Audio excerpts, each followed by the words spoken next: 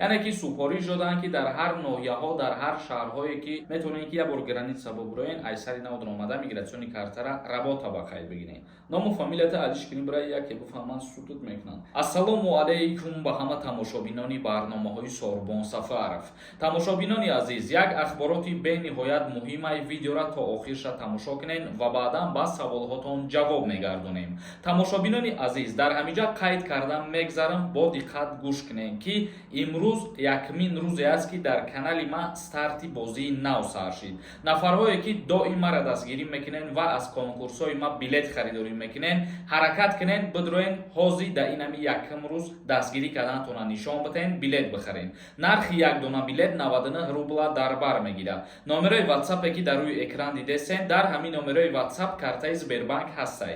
Карта ба номи Мунис мебирояд. Сумтона мепартоен ва чектона дар ҳамин WhatsApp рӯӣ мекунен. Тамом. Ҳамагӣ 27 дона призай ва 7500 дона билет. Хеле ки бисёре аз шумо савол медоден оиди тағйиротҳо ва иловаҳо дар қонунгузории Ҷумҳурии Тоҷикистон, оиди хизмати ҳарбӣ ва уҳдадориҳои ҳарбӣ ягон хабари нав ҳаст ё ин ки не. Имрӯз хостем ки як ахбороти нава дар ҳамин мавзӯъ ба маълумоти ҳамаи шумо бирасонем.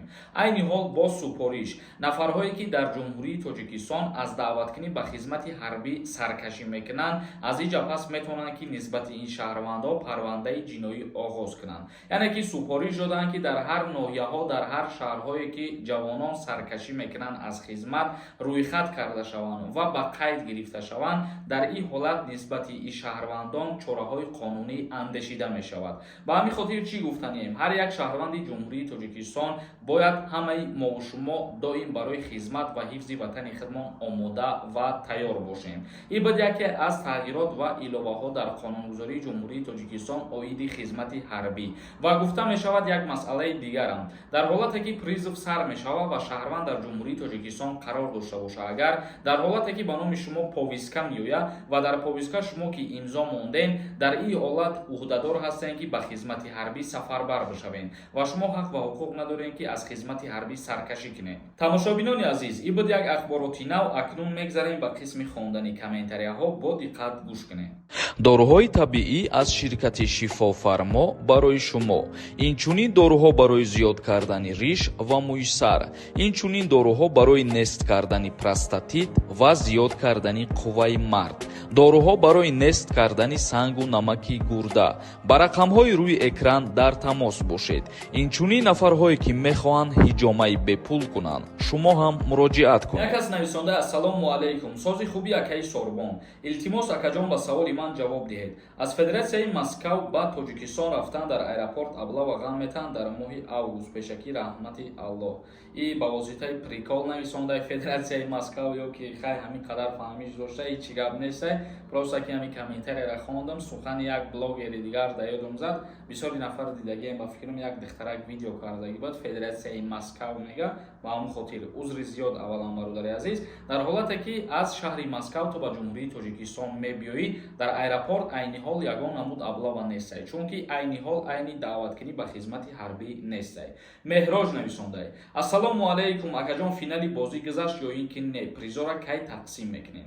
Бале бародарони азиз, финали бозира мо дина гузаронем. Бисёри нафарҳо аллакай тамошо карданд. Видеош сахранӣ дар канал ҳастай, ҷои транслясия бидроен ҳастай ва рӯйхати билетора дар Телеграм пешакӣ парт офта будем ва нафарҳое ки приз победител шиданд, призои ӯро тақсим карда а як лав сиёмка кардесем. Рӯзҳои наздик видеош мебирояд. Гуфта метавонам ки шумо бидроен аз бозии нав ҳозир билет харидан мегирен ки бозии нав беҳад билети кам дорад. Як каси дигар нависонда: ассалому алайкум ака, ман 19 сола. Як савол: падарам дар зиндони Тоҷикистон. Ман метавонам дар ҷош рафта шинам ва падарам озод шавад. Мақсад срокашро ман ба охир расонам. Барои ин ки падарам бемории фишорбаландӣ ва бемории қанд дорад. Илтимос ҷавоб диҳед, ба саволи ман муҳим аст.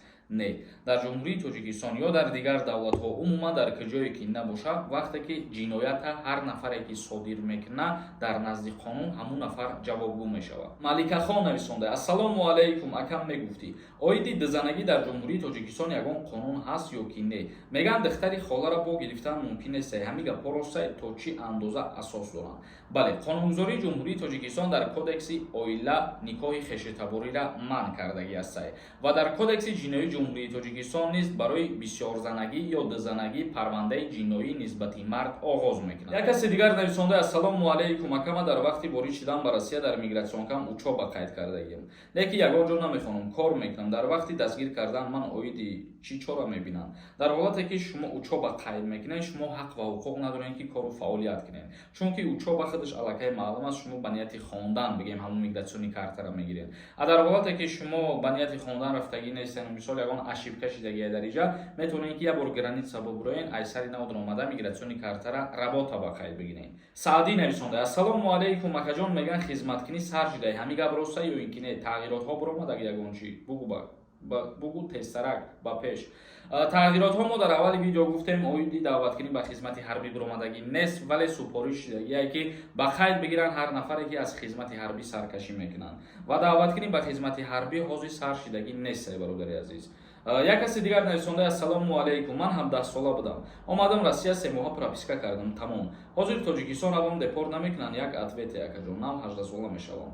Не, дар ҳолате ки 3 моҳа прописка кардагӣ бошӣ ва ҳамин муҳлатат иҷро карда баъди ба итмом расидани ҳамин 3 моҳа бугрои ай Россия ягон проблема намешавад. Як каси дигар нависонда: ассалому алайкум акаи Сорбон, ҳамин депорти 49 сола кардагиянд. Ному фамилията Алишкини Брая ки буфаҳманд сутут мекунанд. 49 солата метавонанд ки як умра кунанд, бо метавонанд ки ягон штрафи вазнӣ накунанд. Яъне ки ту бо роҳи ғайриқонунӣ аллакай вориди Федератсияи Русия мешавӣ, нисбати ту метавонанд парвандаи ҷиноӣ оғоз кунанд. Як каси дигар нависонда: ассалому алайкум бародар, ман 22 сола ҳастам, як писар дар оила. Военкомат равам, военни билет метиҳам барои он ки дар Россия ба 2 бор повиска омада буд. Дар ҳолате ки як фарзанд бошӣ ту дар ҷумҳурии Тоҷикистон, якка писарҳо ба хизмати ҳарбӣ даъват намешаванд, ба военкомат мераи ҳуҷҷат мегирӣ. Як каси дигар нависонда: ассалому алайкум, одамое ки ду шаҳрвандӣ доранд, рафтанда ба Россия ягон камбудӣ намешавад. И ба киҳо дахл дорад? Пешакӣ раҳмат бародаро. Оиди чӣ камбудӣ дар назар дорӣ бародари азиз? Дар комментария ҳамеша менависонӣ, бениҳоят хуб мешид. Тамошобинони азиз, видеоро ҷамъбаст мекунем. То наворҳои дигар, худованд ҳамаи мо шуморо нигаҳбон бошад.